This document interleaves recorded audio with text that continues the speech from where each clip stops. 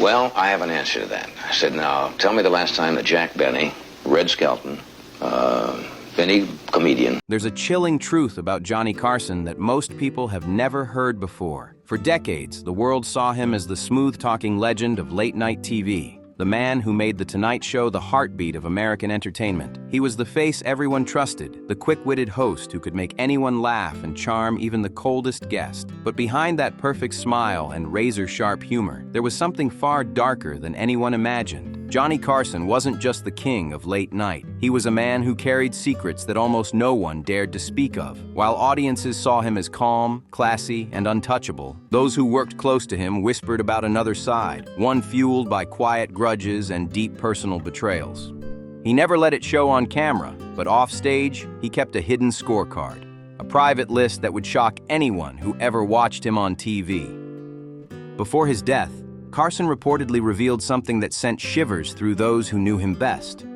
He admitted that for years, he'd kept a secret list of guests he absolutely despised. Not just people who annoyed him, these were individuals he disliked so much that he made sure they'd never be seen on The Tonight Show again. He used his power to shut them out completely, and his word was final. Once someone landed on that list, it was over for them. No more TV appearances, no more late-night laughs, nothing. And this wasn't just about random celebrities either. Some of the names were shocking. Hollywood icons, major stars, and even one person he once called his best friend. Can you imagine? Someone close enough to share private jokes and behind-the-scenes moments suddenly being cut off for life. It showed that Carson's charm had a sharp edge, and if you crossed it, there was no coming back. What made this secret so wild was how carefully he hid it. Carson never talked about it publicly, never hinted at it in interviews, and never allowed the truth to slip out during those decades on air. He built his reputation on grace and good humor, but in the background, he was quietly pulling strings, controlling who got their moment under the bright studio lights and who disappeared into Hollywood's shadows. To the audience, it looked effortless, but for Carson, every guest list was a game of power and pride. And when the first name on that list finally surfaced, it made people question everything they thought they knew about him. It wasn't just about personal dislike. It was about revenge, control, and the kind of behind-the-scenes drama that could ruin careers with a single phone call. That secret list revealed a side of Johnny Carson few ever saw. Not the charming late-night host, but a man haunted by grudges and silence that ran deeper than anyone ever guessed. Wayne Newton. The one man who made Johnny Carson snap. Of all the guests who ever sat across from him, no one pushed Carson's limits like Newton did. His story sits right at the top of that secret list for one simple reason. He did what no one else had the guts to do. He stormed into NBC studios, face to face with Johnny Carson himself, ready for a real confrontation that almost turned physical. For years, Carson had been slipping jokes about Wayne Newton into his monologues. The kind that seemed harmless at first, but cut deeper each time.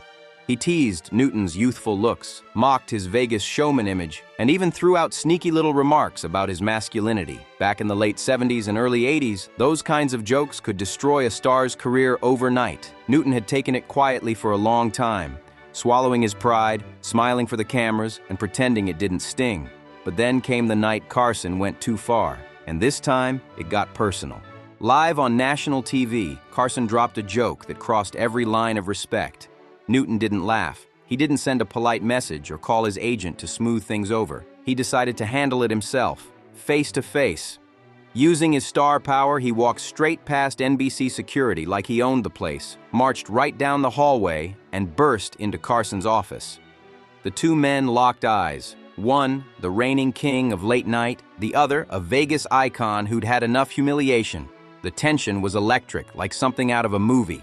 Newton leaned in close, calm but deadly serious, and said, "You can joke about my singing, you can joke about my hair, but if you ever joke about my sexuality again, I'll kick your ass, Johnny." That was it. A bold move no one had ever dared to make. Carson froze for a second, then slowly rose from his chair, towering over Newton, his face completely blank. In a cold, steady voice, he said, "Get out of my office before I have you thrown out." It was a standoff that people at NBC still whispered about for years. The moment Newton walked out that door, his fate on The Tonight Show was sealed.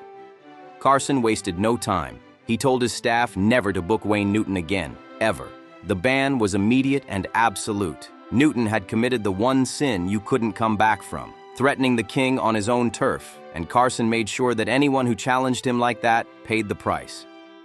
Without The Tonight Show's national spotlight, Newton's presence outside of Las Vegas faded fast. Sure, his Vegas act still packed crowds, but his broader fame never fully bounced back. That single confrontation cost him a chunk of his career, and Carson never looked back.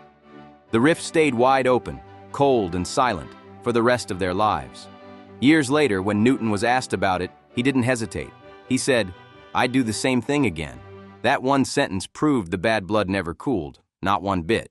That's why Joan Rivers' betrayal hit Johnny Carson like an explosion, sudden, shocking, and impossible to recover from. When Fox came knocking in 1986 with an offer for her very own late-night show, Joan was torn apart inside. She panicked, knowing NBC had quiet plans to replace Carson one day, and the whispers were clear. She wasn't even on the list. At nearly 50, she feared her time in the spotlight was slipping away. So when Fox offered her the deal, she took it, even though she hadn't told Johnny yet, and that one choice changed everything forever. Then came the leak. Fox couldn't keep the news under wraps, and before Joan could even pick up the phone, Carson found out from the headlines. Sitting in his office, reading that Variety piece, Johnny went completely still. His staff said he looked like he'd been punched in the gut. He didn't yell. He didn't rage. He just whispered the words, "She didn't even call me." That moment crushed him. It was the most personal wound anyone at NBC had ever seen him show. Within hours, his pain turned into silence, the kind that freezes a whole building. Carson gave one order after another. Her name was never to be mentioned again. Old clips featuring her were erased. Guest hosts were told not to say a single word about her. The staff was instructed to block her calls. And when someone asked how far this should go, Johnny's response was final. "She's dead to me." That single phrase sealed the fate of a friendship that had once defined late-night television. For Carson, this wasn't about ratings or competition. It was about loyalty. He'd trusted Joan like family. He had mentored her, defended her, even called her one of the few people who truly understood him. So when she kept quiet instead of telling him about the deal, it didn't feel like business. It felt like betrayal. That silence reopened an old wound from his childhood, the kind left behind by distant parents and broken trust. And once that pain surfaced, it hardened into something he never let go of. They never spoke again, not once for the rest of his life. Joan paid dearly for that silence. Her new show collapsed within a year. Her marriage fell apart under the pressure, and in later interviews, she admitted the truth. "Losing Johnny was like losing my father." It was heartbreaking, but for Carson, the story ended the moment she didn't call. There was no coming back from that. And just when people thought no guest could shake Carson more than Joan had, another one walked in, ready to test the king on his own stage. Charles Grodin wasn't your average talk show guest. He didn't come to laugh or play nice. He came to provoke. From the second he sat down across from Carson, the mood changed. Johnny could sense the tension. Grodin rolled his eyes, interrupted his questions, acted bored, and then went in for the kill. He accused Carson of not reading his book, of asking lazy questions, of phoning in his interviews. At first, Johnny smiled through it, thinking it was part of the bit. But Grodin's tone kept shifting. His words got sharper, colder, and meaner. Suddenly, the laughter stopped feeling real. The audience could see it. Johnny's smile froze, and the air in the studio turned heavy. For once, the king of late night looked cornered. The breaking point came during Charles Grodin's final appearance. A moment so raw, it left the entire studio holding its breath.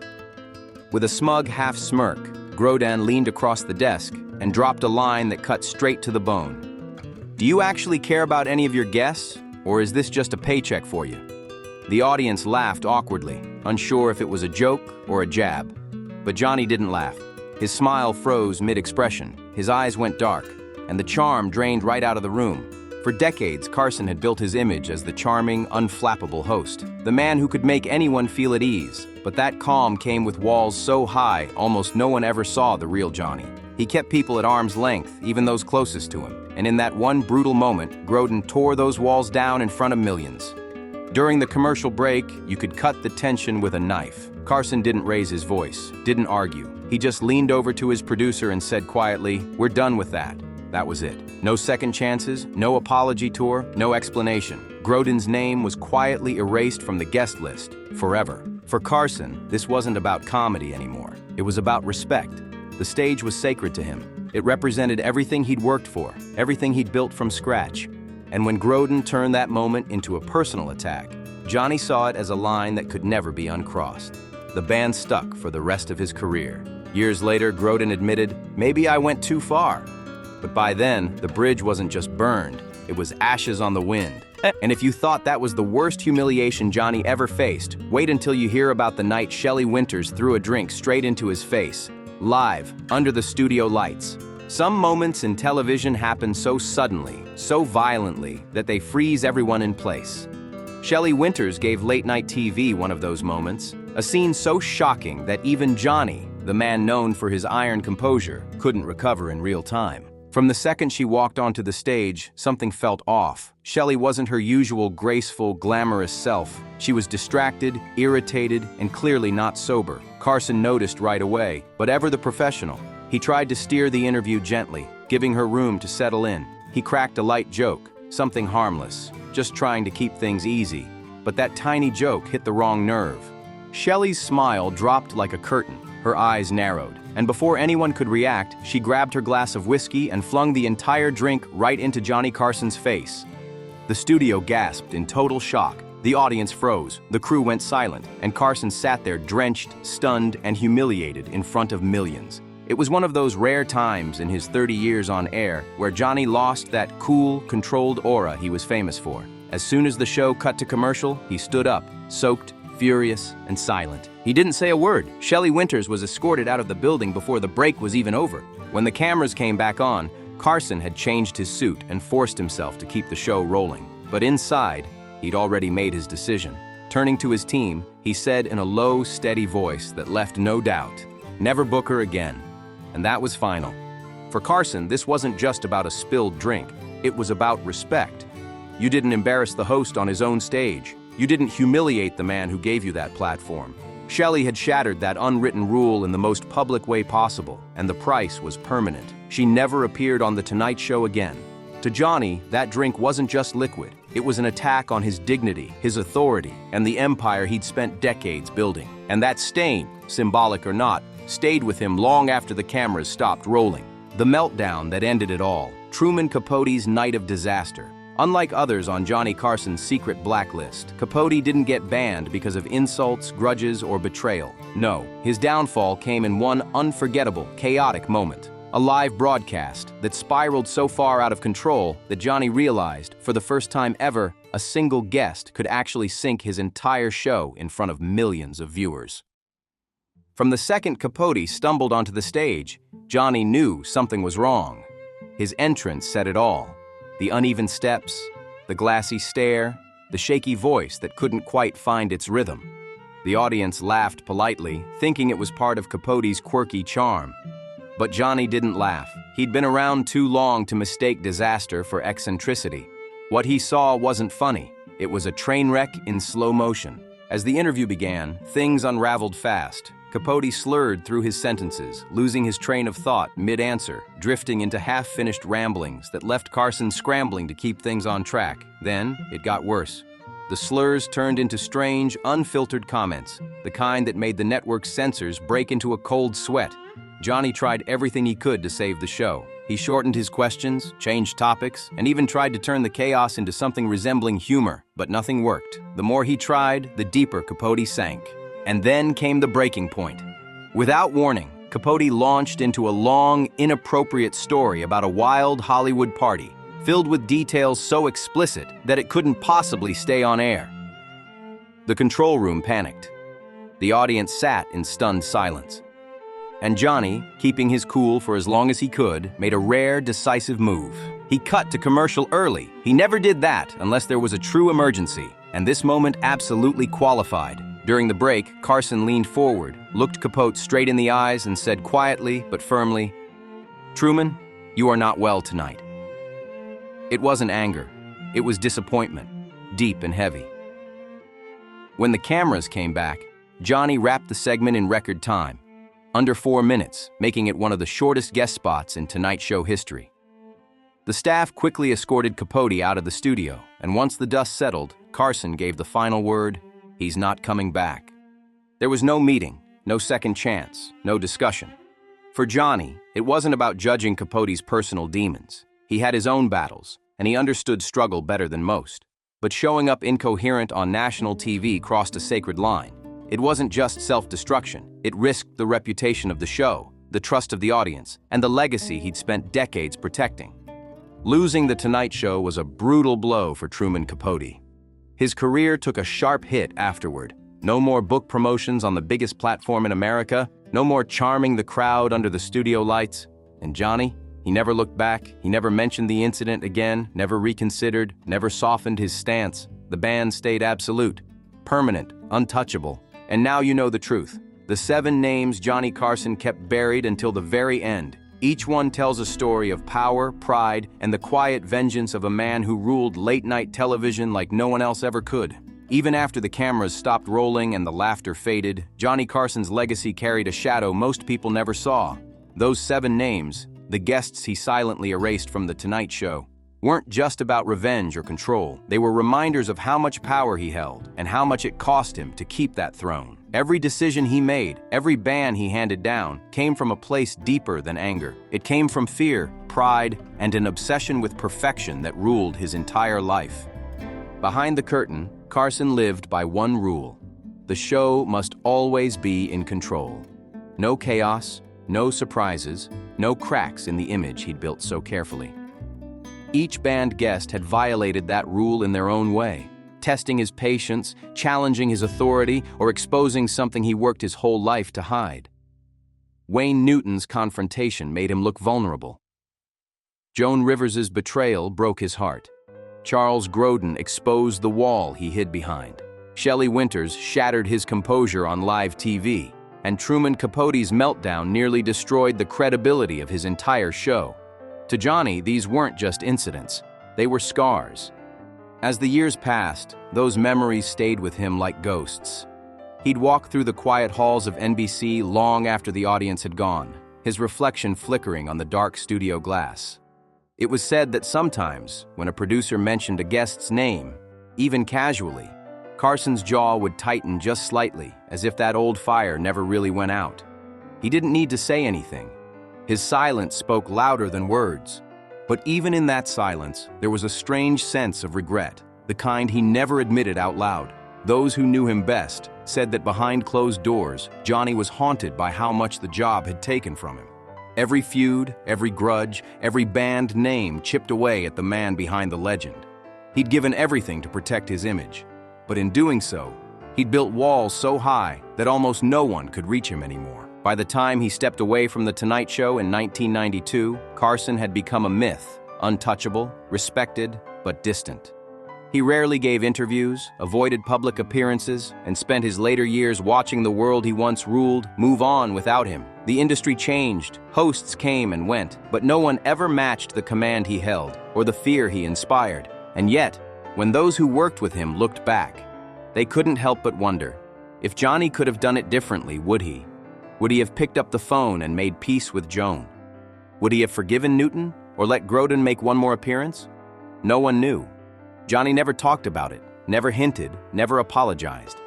The only thing certain was that he carried those names with him to the very end, not as a list of enemies, but as reminders of how fragile even the most powerful man in television could be. Because in the end, Johnny Carson didn't just host The Tonight Show, he was the show. And when he finally walked away, the laughter faded, the lights dimmed, and the secrets he kept stayed locked behind that famous smile forever.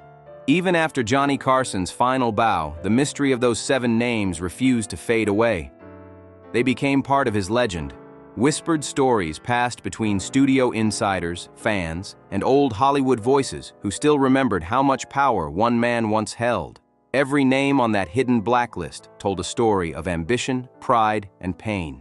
And though the cameras stopped rolling long ago, those stories still echo through late-night television today. Johnny's rise wasn't just about talent, it was about control. He built an empire where every second mattered, where a single joke could launch or end a career. But behind that calm smile and perfect timing was a man who guarded his stage like a fortress. When someone crossed the line, whether it was Wayne Newton's anger, Joan Rivers' betrayal, or Truman Capote's meltdown, Johnny made sure they never got a second chance. It wasn't spite, it was protection. Protection of his image, his show, and the reputation that made him an untouchable force in American entertainment. In the years after his retirement, people tried to uncover the truth about Carson's private side. They wanted to know if he ever forgave those he'd exiled, if time softened his heart. But Carson never reopened those wounds. He lived quietly, kept his circle small, and left the spotlight to the new generation. Still, those who worked with him said the past never fully let go. Every decision, every silence, every person he cut out, it all lingered in his memory like an unfinished joke that never got its punchline. Even now, decades later, you can feel his influence in every late-night show that followed. The timing, the tone, the way hosts guard their stage, all of it traces back to Carson. But there's a darker side to that legacy too. The reminder that fame, even at its brightest, can turn isolating and cold. The 7 names weren't just people he banned. They were reflections of what Carson feared most: losing control, losing loyalty, and losing himself to the very fame he created. By the end, the king of late night had everything: wealth, fame, respect, yet carried the weight of those old grudges until his final days. Maybe that's why his story still fascinates so many. It's not just about celebrity drama or TV history. It's about what happens when power and loneliness collide in front of a live audience. So now that you've heard it all, the truth behind Johnny Carson's hidden list, the confrontations, the betrayals, and the unspoken regrets, what do you think? Was he justified for protecting his stage, or did he let pride turn him into his own worst enemy? Drop your thoughts below. I want to hear what you think about the king of late night and his secret blacklist. Don't forget to like, comment, and subscribe for more shocking deep dives into Hollywood's untold stories. Thanks for watching, and I'll see you in the next video.